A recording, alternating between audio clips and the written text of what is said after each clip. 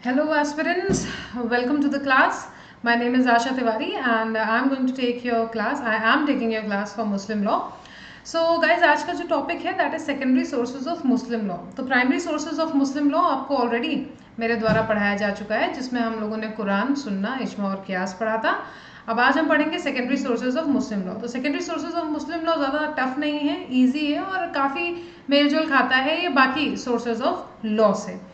तो सबसे पहली जो सेकेंडरी सोर्स ऑफ लॉ है that is judicial decision. Judicial decision जिसको हम प्रेसिडेंट भी बोलते हैं. तो जुडिशियल डिसीजन या प्रेसिडेंट होते क्या हैं? देखिए, जुडिशियल डिसीजन या प्रेसिडेंट, प्रेसिडेंट एक शब्द है जो आप लोगों ने सुना होगा, specially being law student. President का मतलब होता है एक वो प्रोसीजर जिसके द्वारा जजेस उनसे दिए हुए पहले के डिसीजंस को, जो कि सिमिलर फैक्ट्स पे बेस होते हैं, उनको देखते हैं, उनको कंसिडर करते हैं और फिर उनको फॉलो करते हैं. तो वो उसको हम बोलते हैं प्रेसिडेंट. अब प्रेसिडेंट कभी कभी बाइंडिंग हो सकता है, कभी कभी बाइंडिंग नहीं होता है, लेकिन जनरली जो है ये जो आइडिया ऑफ जुडिशियल प्रेसिडेंट होता है ये बेस्ड होता है on the principle of stare decisis या conforming to what has already been declared. अब जैसे मान लीजिए कि एक कोई केस है, उसके कुछ फैक्ट्स हैं. अब उस पर जब एक बार हायर कोर्ट ने डिसीजन दे दिया तो वो नीचे वाली कोर्ट्स पे बाइंडिंग हो जाता है. ठीक है, वो कोर्ट्स उसको मानेंगी. क्योंकि अगर ऐसा नहीं होगा दोस्तों, तो हर बार जो है वही सिमिलर फैक्ट्स आते रहेंगे और कोर्ट को बार बार ऐसे केसेस को एंटरटेन करना पड़ेगा. इसलिए जुडिशियल डिसीजन यानी कि प्रेसिडेंट जो है, जो अपर कोर्ट्स के होते हैं, जो सीनियर कोर्ट्स के होते हैं, वो नीचे वाली कोर्ट्स पे बाइंडिंग होते हैं. लेकिन वही सुप्रीम कोर्ट और हाई कोर्ट की जब बात आती है तो उनके लिए ये चीज़ थोड़ी सी डिफरेंट हो जाती है. देखिए, लोअर कोर्ट के डिसीजन अपर पे ऑब्वियसली चीज़ें बाइंडिंग नहीं होंगे, लेकिन अपर कोर्ट के लोअर कोर्ट पे बाइंडिंग हो सकते हैं. अब देखिए, जब हम बात करते हैं प्रेसिडेंट की, तो judicial precedent refers to procedure by which जजेस follow earlier decisions in cases with relatively similar facts. The idea of judicial precedent is based on the principle of stare decisis or confirming to what has already been declared.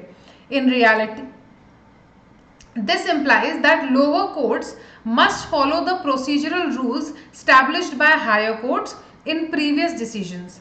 This ensures that the law is satisfactory to both the parties. Got it? यही मैं आपको बोल रही थी. लेकिन क्योंकि हम यहाँ बात कर रहे हैं मुस्लिम लॉ की, ठीक है.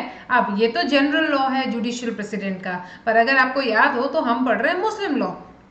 तो मुस्लिम लॉ के अनुसार it is considered that the concept of precedent is not covered under Muslim law. इसीलिए ये primary sources of Muslim law में नहीं बल्कि secondary sources of Muslim law में है. दूसरा, qazis judgments were never regarded as precedents under English law.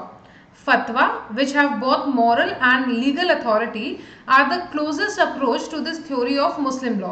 But while a mufti would declare a fatwa on a scholar, the qazi was not obligated by it.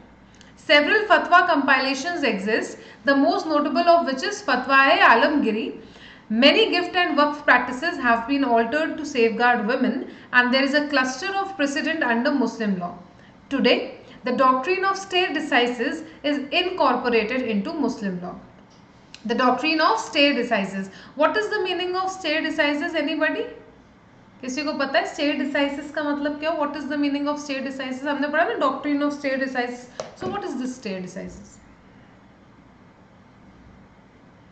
Okay, if anybody knows, you can obviously tell me. No problem.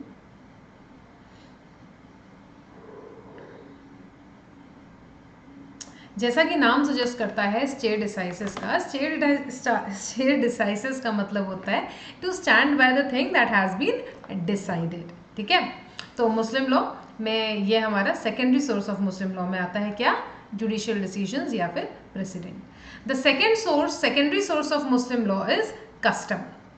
तो Hindus recognise that custom, if otherwise illegitimate, supersedes a provision of sacred law as early as 1868. In the instance of Muslim law, the Privy Council conveyed that the same sentiment concerning conversions who prefer to adopt Islam but keep their rules, but the Orthodox refuse this viewpoint, and the Shariat Act of 1937 was enacted. Despite the fact that all schools trust in the four ancient sources that are our primary sources, they do not reject the concept of customs. The Prophet also kept existing Arabian customs as long as they did not contradict Muslim law. अब Hindu law में तो custom है ही है, आपको पता है, source of Hindu law, लेकिन मुस्लिम law में कस्टम जो है वो सेकेंडरी सोर्स है मुस्लिम लॉ की, ठीक है, प्राइमरी सोर्स में ये नहीं है। अब प्राइमरी सोर्स में न होने की वजह ये है क्योंकि कभी कभी कुछ कस्टम्स जो थे वो खुद ही मुस्लिम लॉ से कॉन्ट्रडिक्ट कर रहे थे, इसीलिए जो प्रॉफिट थे उन्होंने भी अरेबियन कस्टम्स को तभी तक रखा और उतनों को ही एक्सेप्ट किया जिन्होंने मुस्लिम लॉ को कॉन्ट्रडिक्ट नहीं किया या किसी प्रकार से उनको हिंडर नहीं किया। तो जो शरीयत एक्ट 1937 था वो इनैक्ट किया गया और इसके अनुसार, इससे पहले क्या था गाइस, प्रिवी काउंसिल जब थी तो प्रिवी काउंसिल ने बोला कि ठीक है, जो व्यक्ति इस्लाम में कन्वर्ट हो रहा है वो इस्लाम में कन्वर्ट हो जाए, लेकिन उसके जो अपने रूल्स हैं, जो अपने कस्टम्स फॉलो कर रहा है वो फॉलो कर सकता है। तो शरीयत एक्ट 1937 ने इसको माना गया। शरीयत एक्ट 1937 ने कहा कि नहीं भाई, ऐसे कैसे होता है, जब आप कन्वर्ट हो गए तो फिर जब जो आप कन्वर्ट हो गए जिस रिलीजन में, आप उस रिलीजन को फॉलो करेंगे तो उसके कस्टम्स फॉलो करेंगे। इसीलिए इसमें लिखा हुआ है कि 4 एंशिएंट सोर्सेज में कस्टम को जगह इसीलिए नहीं मिली है, पर जो प्रॉफिट थे उन्होंने भी अरेबियन कस्टम्स को फॉलो किया है एज लॉन्ग एज ये मुस्लिम लॉ से कॉन्ट्रडिक्ट नहीं किए। Customs are recognized as an addition to Muslim law.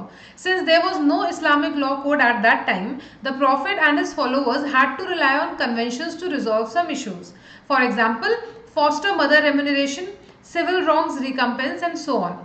According to Muslim jurists, a legitimate custom must meet 4 characteristics which are mentioned below.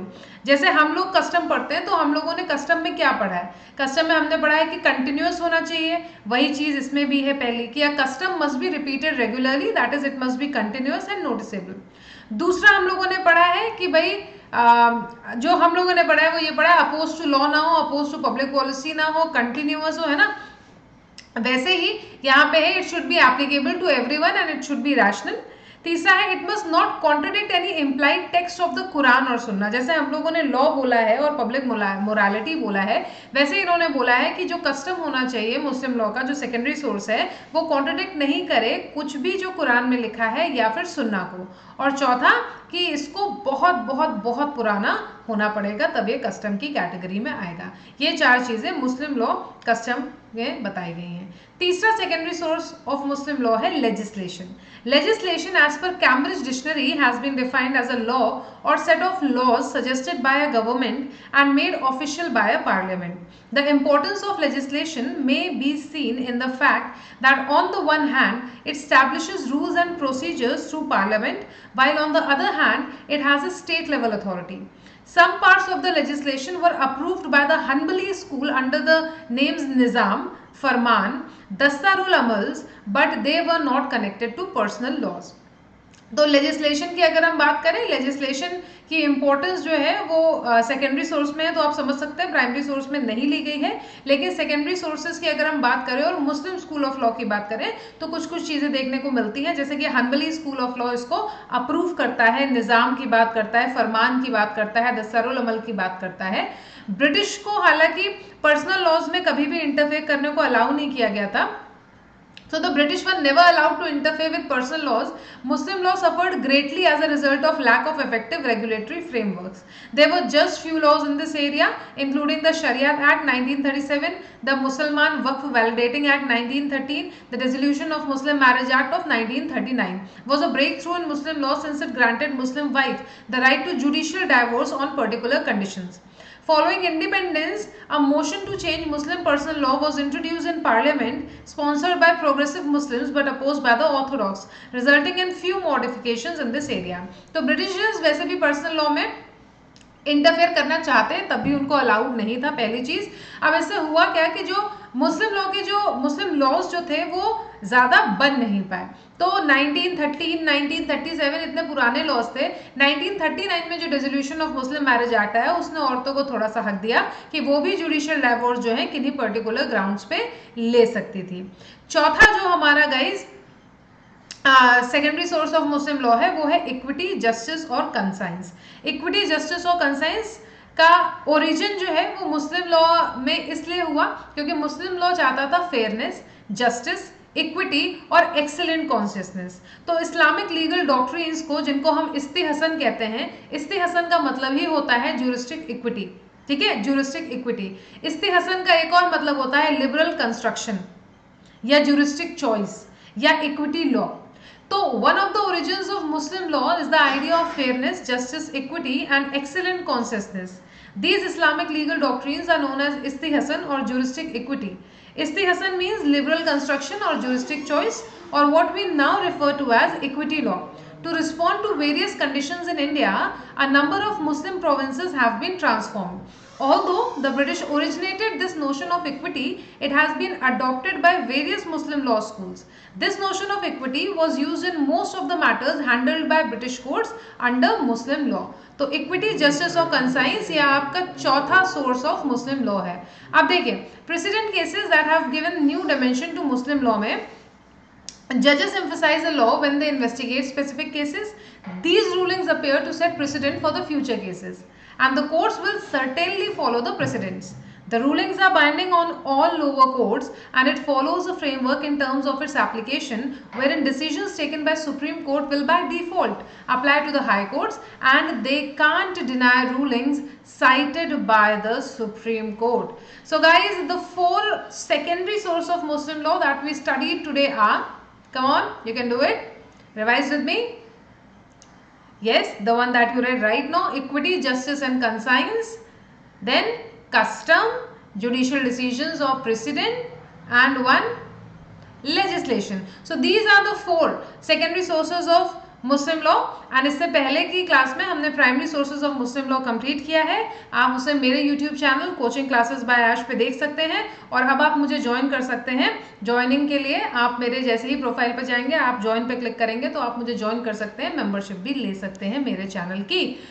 इसके अलावा guys मैं अवेलेबल हूँ अनअकैडमी पे। तो अनअकैडमी पे अगर आपने मुझे ज्वाइन नहीं किया है तो आप ज्वाइन कर सकते हो, और इस समय ऑफर चल रहा है, you can save up to 40%। So pricing starts as low as 2487 rupees per month. So you can get access to upcoming live and recorded batches with one subscription. All you have to do is you can see the batches that are upcoming, the batches that are going on. So 5th June upcoming comprehensive batch Anil Khanna sir is going to take. 10th में upcoming is GS महापैक, 10th में upcoming is target Himachal Pradesh, 27th में से आपका live है Eklavya Hindi foundation batch, और 13 अप्रैल से आपको already चल रहा है सारथी foundation batch. Mission MP batch 20 अप्रैल से स्टार्ट हो चुका है, जिसमें मैं आपकी सीपीसी की क्लासेस ले रही हूँ। इनके फीचर्स हैं live class plus recordings plus detailed digital physical note test series for prelims and mains. So judiciary exams 2023 you can get up to 40% off on Unacademy judiciary subscriptions from 26th to 30th of April. So hurry up because the offer ends soon. You can use my code ASHA Live. What's the code? ASHA Live.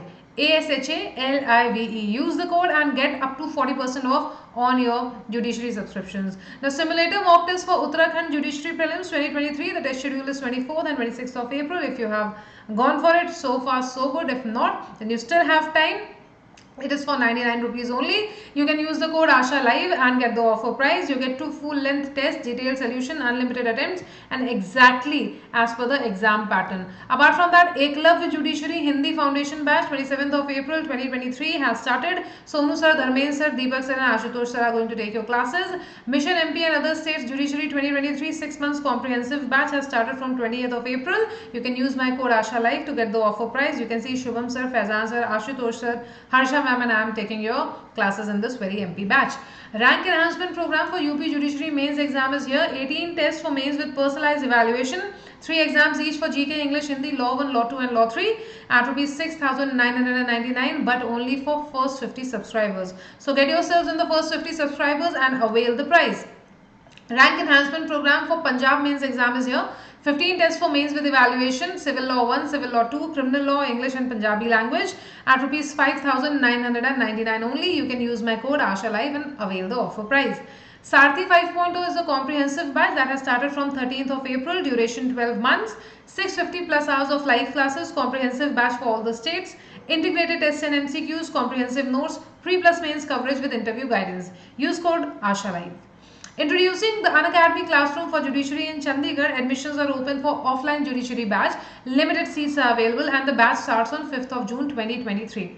Anil Khanna Academy of Law is going to look after you in this offline judiciary batch. You can book your seats, you can use my code Asha Live, and you can see the offline address in this very screen. Rapid batch for BGS, GGS, UKPSC Civil Judge started from 25th of March. Duration 3 months. Subscribe now to get the offer. Linking regular batch 1.0 for all state judiciary exams is here. 3rd of April से start हुआ है. 12 महीने की duration है.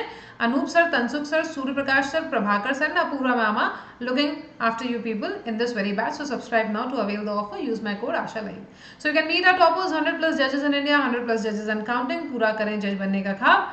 Unacademy के साथ judiciary subscription के साथ करें तेज तैयारी. मिलती हूँ दोस्तों दूसरे एक टॉपिक के साथ, मुस्लिम लॉ, जो कि मैं अपने चैनल पे कंप्लीट करा रही हूँ. आप मुझे वहाँ पे भी फॉलो कर सकते हैं. सो if you have understood, do like it, do subscribe, and yes, I'll be seeing you again. Till then, everybody keep on laughing, loving, living and also studying. Bye bye and take care.